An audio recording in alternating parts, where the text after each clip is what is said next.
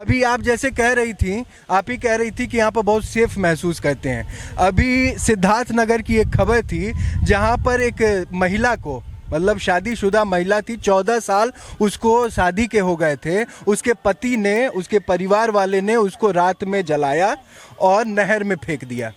इस तरीके के साथ उसको दहेज के वजह से 14 साल हो गए शादी के, उसके बाद बस दहेज के लिए उसको जला के गड़े में।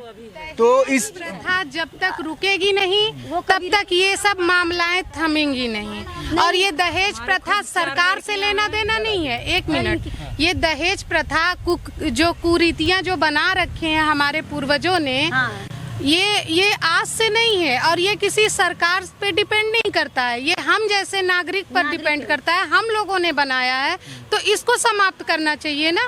ऐसी ऐसी कुरीतियां जो महिलाओं के खिलाफ जाती हैं, उनके साथ गलत हो रहा है, तो ये सब बंद करना चाहिए ना कि सरकार को दोष देना चाहिए। आप पुराना इतिहास पलट के देख लीजिए, ये आज से ही नहीं, हर युग से चला आ रहा है। हर युग से पूरा हम लोग खुद तो कहीं ना कहीं इसके हिस्सेदार तो हम ही हैं। बिल्कुल, तो हमारी सोच बदलनी चाहिए। हमारी सोच बदलनी चाहिए, एक्टिव होना चाहिए कि क्या गलत है क्या सही है, उसको ध्यान में रखना चाहिए। अब हमारे घर की बेटियां, हमारे घर की बहुएं, अगर वो नहीं सुखी रहेंगी तो फिर समाज आगे कैसे चलेगा। अच्छा, एक बात और आती है कि जब हम दूसरे को कहते हैं तो बड़े ताव से कहते हैं कि भैया ये बड़ी बेकार चीज़ है और हमें दहेज नहीं लेना चाहिए। जब अपने घर की बात होती है, अपने बच्चे या अपने लड़के की बात आती है तो लोग पलट जाते हैं। अपने बच्चों को सिखाते हैं। हम मेरे 2 बेटे हैं, हम खुद उनको सिखाए तुम उस लायक बनो।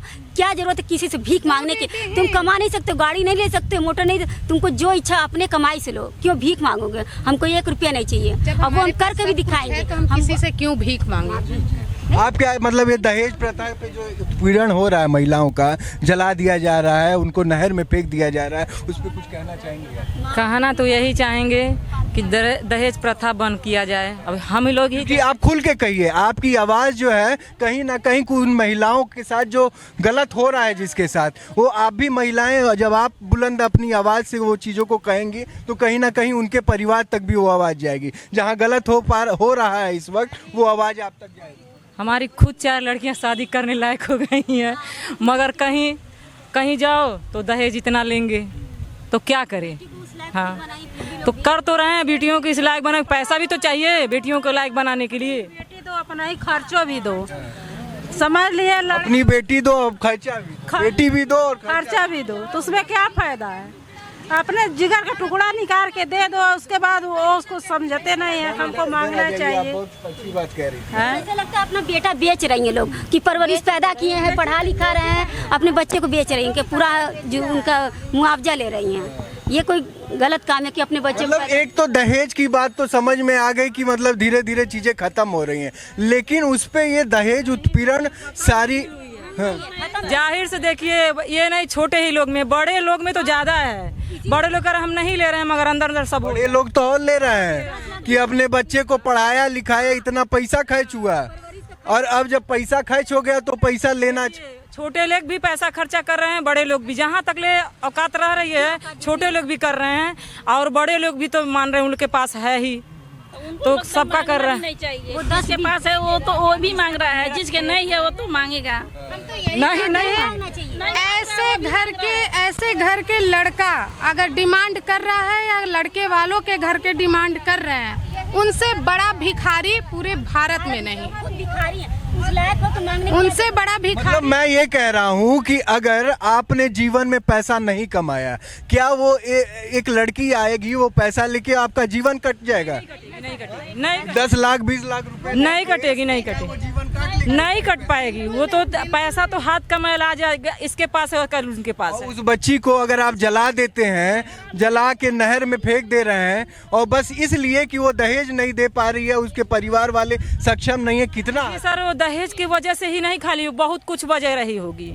ये नहीं, कितने लोग कि उसको ना पसंद करते हैं तो वो दहेज का प्रथा डाल देते हैं। कितने लोग एक दूसरे का चक्कर चलता रहता है, उसे वो प्रथा डाल देते हैं।